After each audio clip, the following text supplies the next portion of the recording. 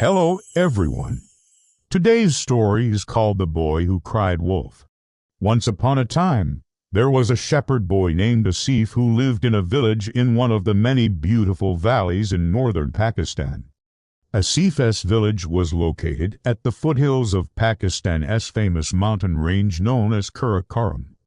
These mountains are very high and very bare with no vegetation whatsoever.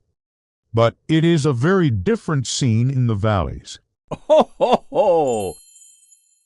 There are fast-flowing rivers, like the Swat River, which runs from the snow-covered mountains to create beautiful waterfalls and lakes below. There is lush green grass, and in the springtime, the ground is covered in brightly colored flowers, and hundreds upon hundreds of butterflies take to the air, creating a truly heavenly place. There was another village further up the valley where Aesop's cousin lived. Ho, ho, ho! Looking down from that village, the trees and houses below appeared like little toys.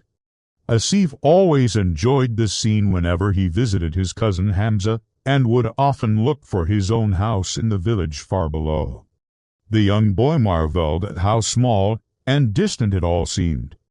Aesop's father, Ahmed, owned a small herd of goats which he would take out of the village for grazing early each morning. Ho, ho, ho! Aesop often liked to accompany his father on these trips, as there was no school in the small village. Aesop's mother always made them a lunch of meat curry, chapati, and parathas, and a lovely milk drink called lassi. She would wrap the lunch in a square of cloth, and Aesop would carry it with him to keep it safe until it was time to eat. Aesop was a very active boy, and would run around after the goats and keep them in check. Ho, ho, ho! His father was very pleased and thought that such training would make Aesop a very good shepherd when the boy was older. At midday, Aesop and his father would spread out a roll of cloth beneath the shade of a tree and sit down for their lunch. The young boy always enjoyed his paratha and his lassi drink. When eating, both father and son would keep a watchful eye on the goats to make sure that none wandered away from the herd. Ho, ho, ho!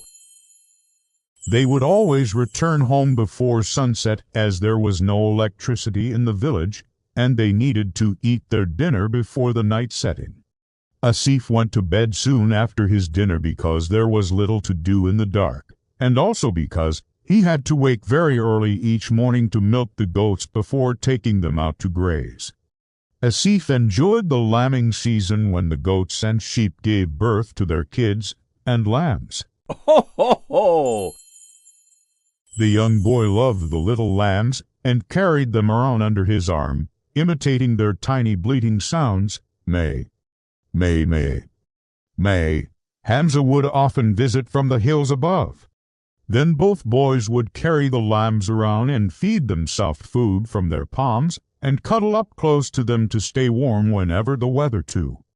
And Ed cold. When Aesop grew older, his father gave him the responsibility of looking after the herd. Ho, ho, ho! Hamza often joined Aesop, and the two boys would get up early to milk the goats and then take the herd out of the village for grazing. This became a routine for both boys, and the days and nights passed slowly. Until one dark night, a wolf attacked the chickens and goats belonging to a farmer who lived close by. This caused much concern in the village, and so it was decided that 2 men would be posted on guard to kill the wolf if it attacked again. Ho, ho, ho! The wolf did attack again, but this time the men shot and killed the beast, and the village soon returned to its peaceful state once more. Sometime later, when the 2 boys were sitting on a rock in the meadow watching the goats munching away at the fresh grass, Hamza said to Aesop, "The goats are grazing happily, but we are always so bored." Ho, ho, ho! It is not fair. Aesop thought about this for a moment, then replied, "We should do something exciting then." "What shall we do?" Naughty Hamza grinned from ear to ear. "We should make fools of the people of the village," he said at last. "How do we do that?" asked Aesop. Hamza went on to remind Aesop about the night the wolf attacked the chickens and goats, and how the men had been posted to guard the village with guns. Ho, ho, ho! Then the wolf did attack, and the men killed it. That was very exciting, exclaimed Hamza. But then everything became peaceful and boring again, Aesop remembered, because it was the only exciting thing that had happened in the village for a very long time. You know what I am thinking, continued Hamza, if we shout and scream and say, the wolf is attacking again. Help, help, then we would see how the people in the village would run to save us. Ho, ho, ho! But it is very bad to tell lies, said Aesop, who was not at all sure about his cousin's naughty plan. It is just a joke, insisted Hamza. Don't you want to see their worried faces as they run to help us? It will be so funny, and when they discover that there is no wolf, and they see us laughing at them, they will be very annoyed with us, said Aesop. Ho, ho, ho! But even as he said this, Aesop had to admit that it would indeed be very funny to see the looks on the villagers' faces as they ran into the meadow. He also had to admit that it was very boring watching the goats chew on the grass all day. Okay, he said at last, how do we do it?